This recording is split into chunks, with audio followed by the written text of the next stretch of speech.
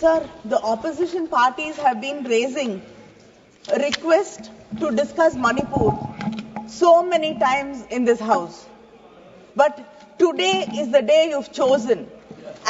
After 2 o'clock, in the middle of the night, to discuss Manipur, it just shows how much regard you have for the people suffering there and how you care, you don't care.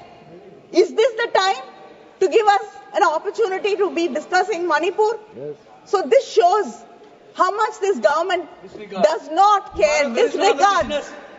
It's an insult. You don't even want to give us time to discuss it properly tomorrow, sir. It is really sad.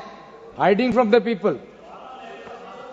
Sir, in Manipur, more than 260 lives have been lost and 67,000 people have been displaced. 5,000 homes have been destroyed. Churches and temples have been vandalized.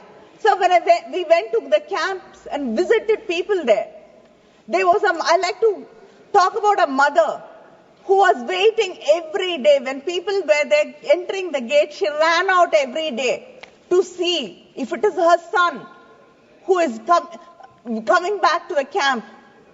Finally, she was giving up and she said, I hope they at least tell me whether he is alive or dead, so that I can just give up, because every day I'm waiting desperately for the news whether he is alive or not.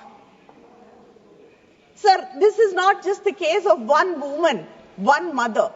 There are thousands of mothers waiting with pain, not knowing whether their children who've been displaced, who they don't know where they are alive or not. This is happening to so many families, but nothing has been done to ensure that peace returns to Manipur. And it is so sad, an elected representative, the chief minister of that state, has been involved in creating more violence, in encouraging violence. Sir, how did the arms, how did guns, how did arms go to the hands of terrorists and protesters there? Isn't this a shame? Who is going to be responsible? Who is going to answer for the lives lost there? Sir, 2 women who were insulted, paraded, stripped. It has put this nation to shame. Yes. Who is going to answer that? We have no answers, and the Home Minister said free movement after President's rule was imposed. Was there an opportunity for peace after that? No. Again, there was bloodshed after he promised free movement. Over 103 people have been injured. 16 are critically injured and in hospital. Sir, if this is the state, what is the point of President's rule? Yes. Sir, and what have you done? Over 14,000 students have not been able to go back to school.